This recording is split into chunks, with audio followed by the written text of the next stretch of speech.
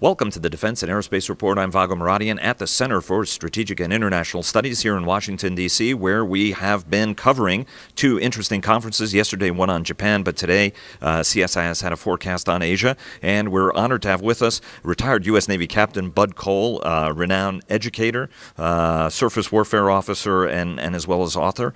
Bud, thanks very much for joining us. Vago, thank you very much for having me. It's good to see you again. Great seeing you. You've just written your latest book. You've been looking at China for a long time in your career now. The newest one is China's Quest for Great Power, Ships, Oil, and Foreign Policy. By the way, congratulations on your recent wedding. Thank you very much. And also on the book. The book came out late last year. What's your fundamental thesis in this book? Well, Vago, I think that everybody's aware, of the modernizing Navy that Beijing is building. However, they're also very much concerned about energy security. And what I theorize in the book is that they have designed a foreign policy that aims to combine the two elements of maritime power and the search for energy security, both of which, of course, impact directly on the sea lines of communication around the world. You are part-time now with the Center for Naval Analyses, but you were with the National War College for the longest time at National Defense University. What are some of the biggest challenges that China is presenting? Obviously, the building of the navies building of its navy is one thing. Obviously, its focus on building bases across the region has been something important. Obviously, the Pakistan facility is important, but also the facility they've set up in Djibouti also raised eyebrows to a degree. You know, as you look at the force that it's building, what are some of the clear challenges that this force is presenting?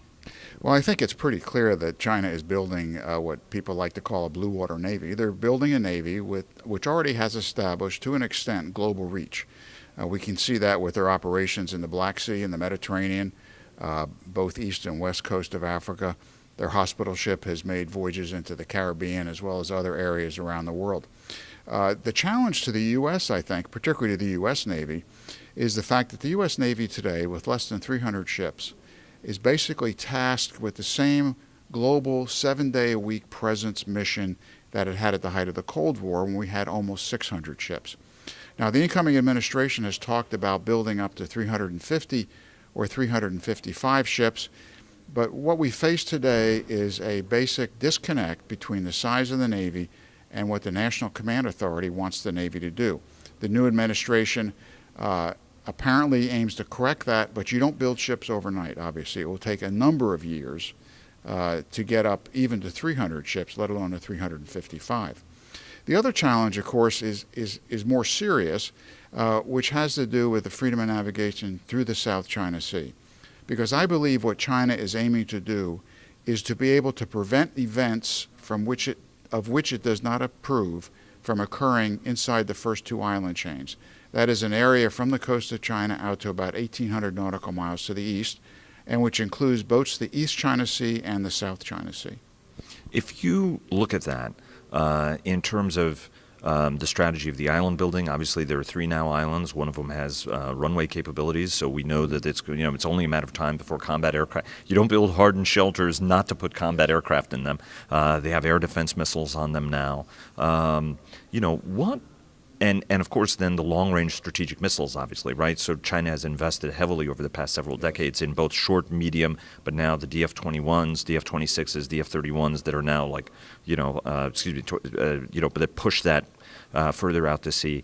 What are some novel ways of thinking about this challenge, given that China has this ideal mix of porcupine, offensive teeth, but also powerful economic levers that it's trying to pull coercively on all the nations that the United States considers allies?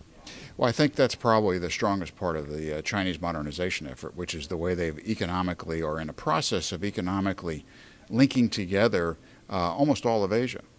And when one talks, for instance, of a possible trade war between the United States and China, I think that the East Asian nations not only would hate to see that, but I think it would be difficult for the United States to get away from the fact that it would really be a trade war between the United States and Asia, not just China. As far as the militarization of the artificial islands is concerned, China has already succeeded to a great extent in establishing electronic warfare and radar coverage of most of the South China Sea. If they were to militarize Scarborough Shoals, which is only about 100 nautical miles off the coast of Luzon, they would complete that ability to see just about whatever is going on throughout the South China Sea. Now, of course, I don't think China is seeking a war or a conflict, but I do think they believe that the South China Sea, as well as the East China Sea, are areas of vital national security interest to China.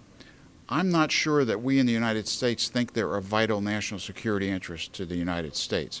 So hopefully some sort of modus operandi will be able to be arrived at should China consider, or should China continue to build these military facilities in the South China Sea. But isn't part of this the Chinese strategy? I mean, not to quote Sun Tzu, but to win without fighting. Effectively, if you create a reality, a new security reality, don't all, not to be pejorative of our allies, but the vassal states in my shadow, don't they actually have to pay me tribute? Mm-hmm. Well, I don't like using Sun Tzu because I think any military commander's common sense is if you can win without fighting, that's better. Right. But the fact is that China has very cleverly avoided crossing whatever the threshold would be for the United States to get directly involved militarily, other than with the freedom of navigation cruises, which we've been conducting for decades in any event. I don't know what that threshold is, and I'm not sure anybody really does. Do you think, why didn't the international community, I mean, everybody talked, saw, monitored the island building. There were expressions of outrage, but ultimately nothing happened. Why didn't something happen, and what can anybody do about it now? Well, I think nothing happened because China has not to date directly threatened national security interests of any of the participants. They were not the first to expand natural land features into artificial islands, but they certainly have gone magnitudes further than, say, Vietnam or the Philippines or Taiwan has.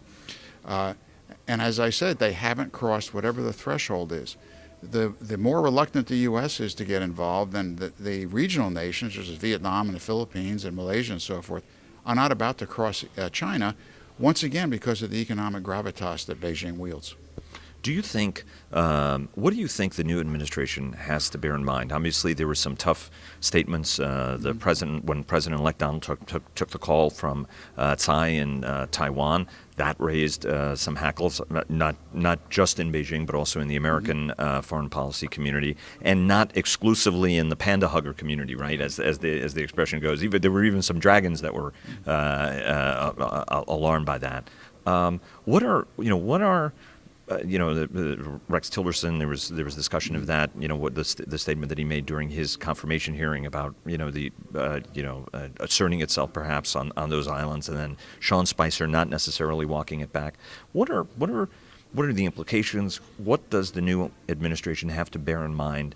We hear some names, mutual friends who are going to be doing some of these senior Asia jobs, potentially. What are some of the things this team has to bear in mind, given that we are in a position to have two leaders, the Chinese leader and the American leader, who are not particularly known for backing down on any challenge, and both have very strong political reasons, Xi in China during the party conference year, but as well as Trump this year to sort of appease his base. What do you think? Well, I think the first thing to bear in mind is that the South China Sea situation is a relatively small part of the overall relationship between Beijing and Washington. And the economic relationship between our two countries is huge. Number two is the fact that we're talking about potential conflict between two nuclear powers. And number three, as I said earlier, Beijing considers the South China Sea to be an area of vital national security interest to itself. I'm not sure the U.S. does. And as an example of that, we have been very direct to Beijing about not crossing a threshold with Japan in the East China Sea. We have not made similar statements in the South China Sea based on our defense treaty with the Philippines, for instance. So the fact that this is not should not be the determining relationship between the two countries, the fact that there's two nuclear-powered countries facing each other, and finally the fact that I think Beijing and Washington have different evaluations of the value of the South China Sea are all factors that have to be considered by the incoming administration. And let me say, I think that Secretary of State designate Tillerson's comments probably came at the end of a long series in front of the Senate, and perhaps he just simply misspoke, I would guess, based on his briefings. Do you think, how do you think that China, as somebody who studied the region operationally, you spent quite a lot of time in that neck of the woods, how do you see the America First rhetoric being applied there? There is a news report as we tape this that Jim Mattis, the new Defense Secretary, is going to be going over there. General Mattis I should say Secretary Mattis now. Enormously well respected worldwide for his military acumen. He's a real strategist. He doesn't own a TV. He reads more than anybody I know, short of an academic, and then I think he reads more than most academics do. So that's welcome, the thought that he'll be going to Japan and to Korea. But what do you think, is some of this proving unsteadying, the decision on TPP combined with some of this rhetoric? How do you think it's being received, and what does the administration have to do to shore some of our friends up that may be concerned with some of the language and what they're seeing? Well, I think the term America First is at the heart of any presidential administration's foreign policy and defense position for the United States. Having said that, America First could also be credited to Charles Lindbergh in the 1930s and early 40s, which was a disaster for the United States and for the world. And that sort of America First, I think, would again be a disaster for the United States. I think the fact of international economic life right now is that one-on-one is not as effective as multilateral economic relationships. All you have to do is look at the economic situation in East Asia, which is relatively interlocking. And I think America First does not necessarily mean that we avoid multilateralism, either in defense relationships or in economic relationships. So I really applaud General Mattis, or Secretary of State Defense Mattis's trip to Japan and Korea, which are two of our primary allies in East Asia.